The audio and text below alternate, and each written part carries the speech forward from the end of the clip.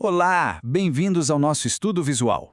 Hoje a gente vai mergulhar de cabeça em um tema que, olha, é literalmente o alicerce de qualquer jornada espiritual, mas que vira e mexe e acaba ficando de lado naquela correria louca do nosso dia a dia, a nossa vida de oração.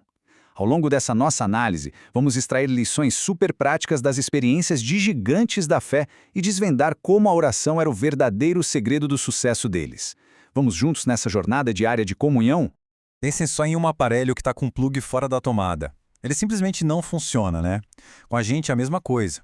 Imaginem passar meses quase sem trocar uma palavra com aquele seu grande amigo. A relação cedo ou tarde vai esfriar, não tem jeito. A oração é exatamente isso, é a nossa conexão direta com a fonte vital de energia. É aquele hábito diário que, se a gente não mantiver com frequência e muita constância, acaba nos desligando da nossa verdadeira força. E para a gente entender essa conexão bem a fundo, o nosso estudo está dividido de um jeito super claro, acompanhando os dias da semana. A gente vai passar por 1. Introdução à vida de oração. 2. A fidelidade de Daniel. 3. A postura na oração. 4. Enoque andou com Deus. 5. Moisés, o líder intercessor. E por fim, 6. Conclusão e estudo adicional. Número 1. Introdução à vida de oração. Começando a nossa jornada com o estudo de sábado. A Bíblia mostra pessoas orando das mais variadas formas. Mas o grande ponto aqui é perceber como essa comunhão com Deus realmente moldou relacionamentos e transformou vidas na prática. Não é só teoria, pessoal, é uma amizade real e muito profunda. E quer saber a melhor forma de entender essa amizade? Lendo o Salmo 116, versículos 1 e 2. O texto diz o seguinte, prestem bem atenção. Amo o Senhor porque Ele ouve a minha voz e as minhas súplicas. Porque inclinou para mim os seus ouvidos, eu o invocarei por toda a minha vida. Que texto maravilhoso, né? A nossa motivação para orar a vida inteira nasce da certeza absoluta de que Deus, o Criador de todo o universo, literalmente inclina os ouvidos para escutar a nossa voz. Exatamente. E isso nos leva direto àquela definição clássica do nosso material, tirada do livro Caminho a Cristo. A oração é o abrir do coração a Deus como a um amigo. O que o estudo de hoje quer bater na tecla é que a oração é um hábito devocional vital. Pensa bem, sem essa constância, sem abrir o coração de novo, a relação perde a força. Assim como estudar a Bíblia, a oração é simplesmente inegociável para uma fé sólida. 2. A fidelidade de Daniel. E aí a gente entra na lição de domingo para olhar um exemplo histórico e totalmente inabalável dessa necessidade de orar. Vamos analisar a fidelidade de Daniel, um dos maiores heróis da Bíblia, e lembrar que toda aquela sabedoria e inteligência absurda que ele tinha eram resultados diretos do Espírito de Deus agindo nele. O livro de Daniel, no capítulo 6, versículo 10, relata que ele orava 3 vezes ao dia, de joelhos, com as janelas abertas para Jerusalém, dando graças. Agora, o que torna isso realmente incrível é o contexto, gente. Daniel fez isso logo depois do rei assinar um decreto que condenava à cova dos leões qualquer um que orasse a outro Deus que não fosse o próprio rei. Ou seja, mesmo com a própria vida por um fio, Daniel não arredou o pé. E desse único versículo a gente tira lições gigantescas. A vida de oração de Daniel era marcada por 4 coisas. Primeiro, constância. Afinal, era um costume de 3 vezes ao dia, sem falhar. Segundo, coragem, porque as janelas continuaram escancaradas, ele não foi se esconder. Terceiro, humildade, provada ali no ato de dobrar os joelhos. E quarto, gratidão, porque mesmo ameaçado de morte, ele ainda estava lá rendendo ações de graças. Era uma baita disciplina física e mental que o mantinha agarrado ao céu. 3. A postura na oração. E olha só como as coisas se conectam. Esse detalhe do Daniel orar de joelhos é a ponte perfeita para o nosso estudo de segunda-feira. Vamos falar sobre a postura física na oração. Até porque corpo e mente estão super ligados. Mas e aí, será que a posição em que a gente ora faz tanta diferença assim na nossa comunhão diária? O nosso material traz um contraste muito bom sobre isso. De um lado, a gente tem o ato de se ajoelhar. Fisicamente falando, isso grita submissão, reverência e humildade. É o nosso corpo dizendo que Deus é o soberano. Mas do outro lado, a Bíblia também está cheia de relatos de pessoas orando em pé, sentadas e até mesmo andando. O apóstolo Paulo, inclusive, nos convida a orar sem cessar. Então, o grande X da questão aqui é: ajoelhar é ótimo para reverência com certeza, mas o que manda mesmo no final das contas é a postura do nosso coração. Voz feminina, Enoque andou com Deus. E já que o assunto é orar sem cessar ou orar enquanto andamos, entramos de cabeça no estúdio de terça-feira. Vamos olhar para um cara que levou isso ao nível máximo, Enoque. A Bíblia pode até não dar todos os detalhes da vida dele, mas o que ela diz, olha, é de cair o queixo. Quando a gente lê Gênesis capítulo 5, do versículo 22 ao 24, a gente descobre que Enoque andou com Deus por nada menos que 300 anos.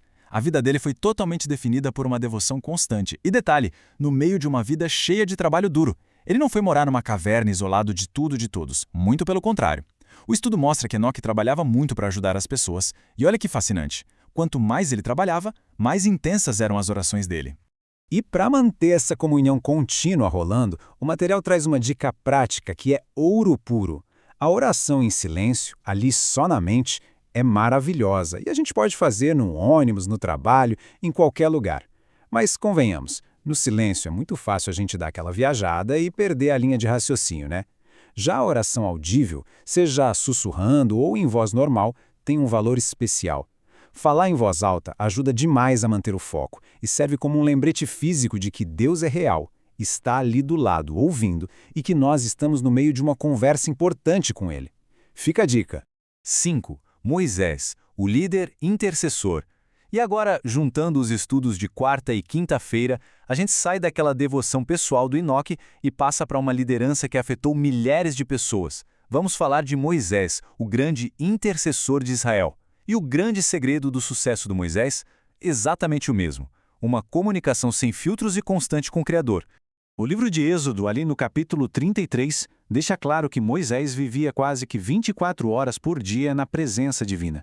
E o tom da conversa era o que mais impressionava. Era direto, era íntimo, sabe? Foi exatamente esse nível de intimidade que deu a ele a bagagem para interceder até por familiares que o machucaram muito. O estudo lembra de quando ele intercedeu pelo irmão, Arão, e pela irmã, Miriam, mesmo depois dela criticá-lo morrendo de ciúmes. Em vez de cruzar os braços e deixar o castigo cair sobre ela, Moisés foi lá, perdoou na hora e implorou pela cura dela. Voz masculina, e essa intercessão não parou só na família não, tá? Foi para a nação inteira. Imagina a cena, o povo faz um bezerro de ouro, vira as costas para Deus e Moisés fica apavorado com a ira divina. O que ele faz? Cai prostrado no chão e passa 40 dias e 40 noites intercedendo por aquela galera. E o ponto alto dessa oração toda foi o apelo ao caráter divino. Moisés começa a lembrar a Deus das suas próprias promessas, de toda a sua compaixão e aliança. Isso mostra para nós que a oração intercessória exige duas coisas: um amor gigantesco pelas pessoas e uma visão muito, mas muito clara de quem Deus realmente é. 6. Conclusão e estudo adicional. E é assim que a gente vai chegando no fim da nossa jornada diária, desembarcando no estudo de sexta-feira. O fechamento do nosso material traz citações incríveis da escritora Ellen White, que dão aquele abraço na alma, reforçando o cuidado infinito do nosso Criador com cada um de nós. Gente, prestem muita atenção na força destas palavras. Nenhuma calamidade poderá sobrevir ao mais humilde de seus filhos, ansiedade alguma que lhe perturbe a alma, sem que seja observada pelo Pai Celestial. Ou seja, é a garantia absoluta de que a gente nunca, jamais, está sozinho no escuro. É isso aí. E o texto ainda completa dizendo que as relações entre Deus e cada pessoa são tão particulares e plenas que é como se não houvesse nenhuma outra pessoa por quem tivesse dado seu filho amado. Pensem nisso. É um amor totalmente individual, focado cirurgicamente na dor e na necessidade de cada um. E o apelo final do estudo não poderia ser mais direto. Entregue a Ele todas as coisas que perturbam a sua mente. Nada é grande demais para Ele suportar. Nós não precisamos ter aquele medo bobo de achar que vamos incomodar a Deus ou deixá-lo sobrecarregado. Ele governa o universo inteiro, pessoal, mas o coração dele ainda se derrete e se enternece com as nossas tristezas diárias. E isso nos deixa com uma daquelas perguntas que ficam martelando na cabeça, tirada direto da lição de sexta-feira. Depois de ver a disciplina do Daniel, a caminhada do Enoque e o amor do Moisés, a pergunta é, para nós hoje, a oração é uma experiência maravilhosa de amizade ou já virou só um peso, uma obrigação chata na agenda? Que a gente possa pegar as lições dessa semana, colocar nosso plug de volta na tomada e abrir o coração para Deus como a um verdadeiro amigo.